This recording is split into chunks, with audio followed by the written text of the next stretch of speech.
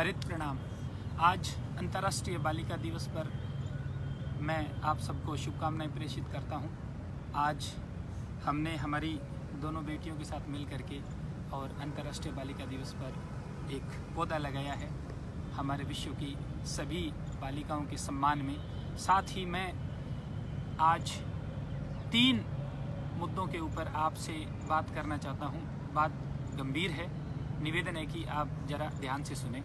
पहला तो ये कि आप में से हो सकता है कि कुछ लोगों के मन में ये बात आए कि जानी जी हमेशा पौधे के साथ ही नज़र आते हैं। तो इसका लॉजिक ये है कि हमारा वातावरण है वो इतना ख़राब हो चुका है, हमारी हवा इतनी प्रदूषित हो चुकी है कि हमें हर एक अवसर को पौधे के साथ में, पर्यावरण के साथ में, पेड़ के साथ में जोड़ना पड़ेगा।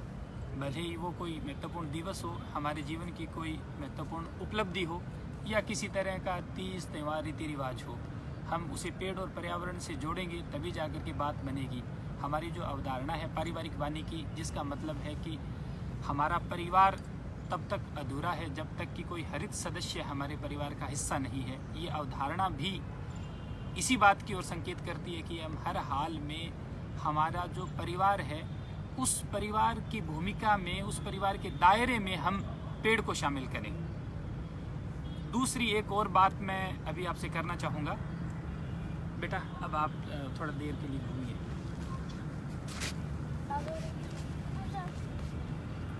अभी जो मैं दूसरी बात करना चाह रहा हूँ वो बात हमारे समाज की जो रुग्ण मानसिकता है उसको लेकर के है। आज जो अंतर्राष्ट्रीय बालिका दिवस की मैं बात कर रहा हूँ, इसकी शुरुआत जब हुई यूनाइटेड नेशंस के द्वारा 2012 में, तो इसका जो मकसद था वो ये था कि हम हमारी जो बालिकाएं हैं उनको भी इंसान समझें और उन्हें समानता का, गरिमा का सुरक्षित वातावरण दें। अगर इस संदर्भ में हम अगर हमारे भारतीय समाज की बात करें तो अभी नवरात्रों का एक बड़ा पर्व गया है और बहुसंख्यक आबादी ने इस दौरान कन्या पूजन किया, कन्याओं को भोजन भी कराया।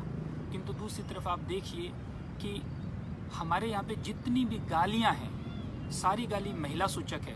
या तो वो हमारी बहन से संबंधित है, या हमारी माँ से संबंधित है, या हमारी बेटी से संबंधित है, या हमारी बीवी से संबंधित है।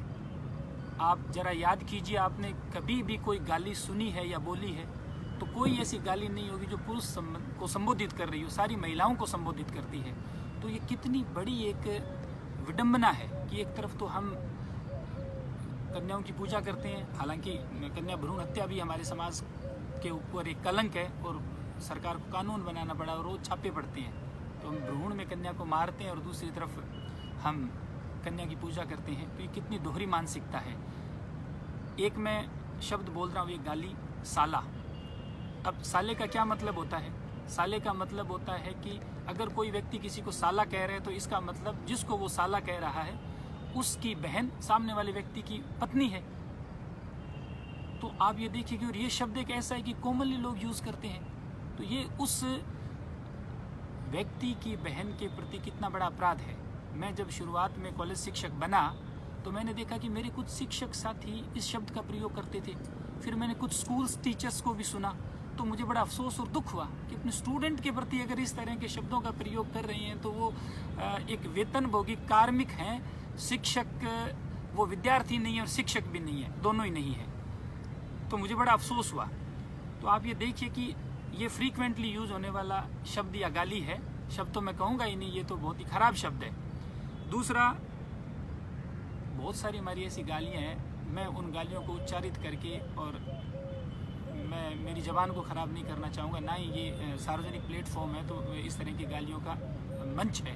पर हम गाहे बगाहे, हम में से बहुत सारे लोग तो उन गालियों का प्रयोग करते हैं और गाहे बगाहे हम सुनते हैं। मैं कभी भी इस तरह के जो भद्दे शब्द है उनका प्रयोग नहीं करता, लेकिन सुनता तो मैं भी हूँ।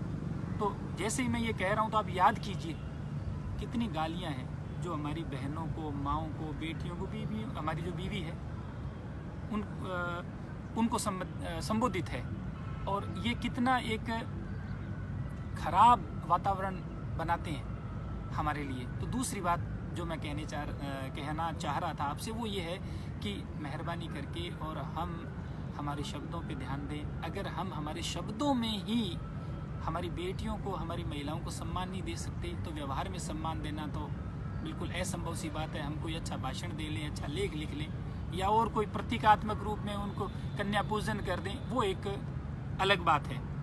तो इस चीज़ पे हमें गौर करना होगा। इसका तरीका ये है कि हम हमेशा अपने शब्दों के बारे में सतर्क रहें।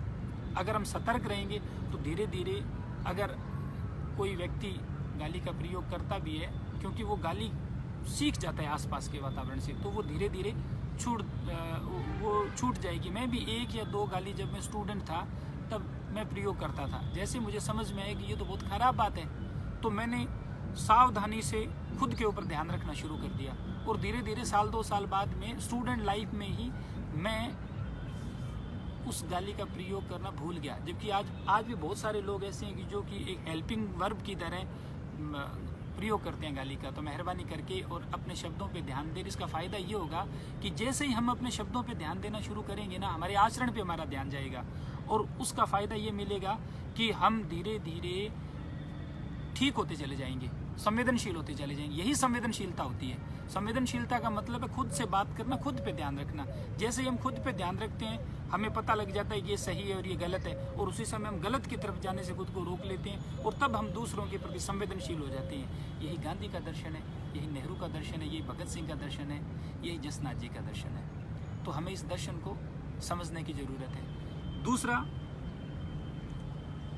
अगली जो बात मैं आपसे निवेदन करने जा रहा हूँ, वो बात ये कि मैं अक्सर मेरे जो छात्र विद्यार्थी हैं, मेल स्टूडेंट, उनको मैं ये कहता हूँ कि अगर मान लो शाम के समय जब हल्का अंधेरा पड़ रहा हो और हमें हमारे घर से 50 किलोमीटर दूर बस में बैठ करके या ट्रेन में बैठ करके जाना हो, और घर वालों को हम ये कहें कि हमें उस जगह जाना है, तो हमारे घर वाले क्या कहेंगे कि ठीक है, ध्यान से चढ़ना, ध्यान से उतरना, और थोड़ी इस तरह की सामान्य हिदायतें दे करके और हमें परमिट कर देंगे।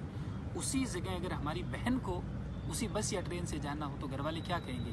वो कहेंगे नहीं, अभी नहीं जाना, सुबह जाना। और अगर जाना बहुत ज़रूरी हो तो वो कहेंगे नहीं, अकेले नहीं जाना है, आपके साथ में कोई मेल मेंबर जाएगा घर का, तो कोई बहन, भाई, चाचा, कोई पुरुष सदस्य साथ में जाएगा।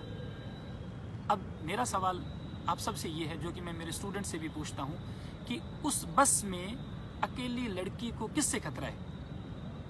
क्या उस बस में कोई जंगली जानवर होते हैं? सिर्फ और सिर्फ उस बस में सवार पुरुषों से खतरा है। वो पुरुष कौन है? क्या वो दूसरे देश के नागरिक हैं? नहीं, वो हमारे देश के नागरिक, हमारे आसपास के लोग होते हैं। तो फिर ये बड़ी सोचने की बात है। हम बात करते हैं कि हिंदू को मुसलमान से खतरा है, मुसलमान को ईसाई से खतरा है, ईसाई को हिंदू से खतरा है। क्या ये सब बातें सिर्फ और सिर्फ बेवकूफ़ बनाने के तरीके नहीं है? असल में तो खराब मानसिकता से खतरा है, वो किसी की भी हो सकती है। इसका किसी भी धर्म, किसी भी जाति, किसी भी भाषा और किसी भी प्रदेश से कोई संबंध नहीं है। इसका संबंध ये है कि हम खुद को किस तरह से देखते हैं। खुद को अगर खुद को देखना शुरू कर दें तो हमें हमारी कमियां और अच्छाइयां दोनों नज़र आ जाएगी। हकीकत ये कि हम दूसरों को देखते हैं, खुद को देखते ही नहीं है। तो ज़रा इस बात पे सोचें।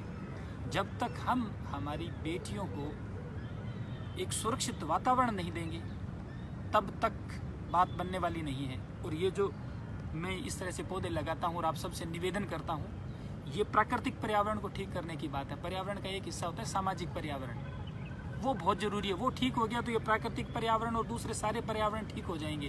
क्योंकि यूनेस्को की एक प्रसिद्ध उक्ति है कि सबसे पहले पर्यावरण इंसान के दिमाग में खराब होता है, और हमारे दिमाग का जो पर्यावरण है वो दूषित है। सोशल मीडिया पे जिस तरह की गालियाँ, जिस तरह के भद्दे शब्द एक दूसरे के प्रति प्रयुक्त होते हैं, महिलाओं ने पुरुषों के प्रति भी, जिसके विचार से हम सहमत नहीं होते, वो भी इस बात का प्रतीक है कि सच में हमारा सामाजिक पर्यावरण कितना दूषित है। जबकि ये तो बुद्ध, नानक और गांधी की धरती है, जसनाथ जी और जाम्बो जी की धरती है। तो इसलिए हमें सोचने की ज़रूरत है कि हम खुद से बात करें। आज इस अंतर्राष्ट्रीय महिला दिवस के ऊपर हम ये संकल्प लें कि हमारे आसपास जो भी महिलाएं हैं, वो सामाजिक रूप से रक्त या विवाह संबंध से हमारे साथ किसी रिश्ते में जुड़ी हुई है, या किसी अन्य सामाजिक दायरे के तहत हमसे जुड़ी हुई है, और वैसे नहीं है तो भी इंसान के रूप में तो वो हमसे जुड़ी हुई है ही, तो उनके प्रति हम हमेशा गरिमापूर्ण व्यवहार रखेंगे, गरिमापूर्ण दृष्टि रखेंगे, गरिमापूर्ण सोच रखेंगे। अगर हम ऐसा कर पाते हैं तभी इंसान होने के मायने हैं, वरना ये हार्ड मास का पुतला जरूर है पर हम इंसान के रूप में एक जानवर ही होंगे। उम्मीद करता हूँ कि हम इस मुद्दे पे ज़रूर सोचेंगे। तो ये पेड़ हमारी सब बेटियों को समर्पित, और आपसे भी निवेदन है कि संभव हो सके तो आज आप भी एक पौधा हमारी बेटियों के सम्मान में ज़रूर लगाएं, पर लगाएं तभी अगर आप उसे पेड़ बना सकते हैं। अगर पेड़ नहीं बना सकते तो न लगाएं। आप सबका बहुत धन्यवाद। हरे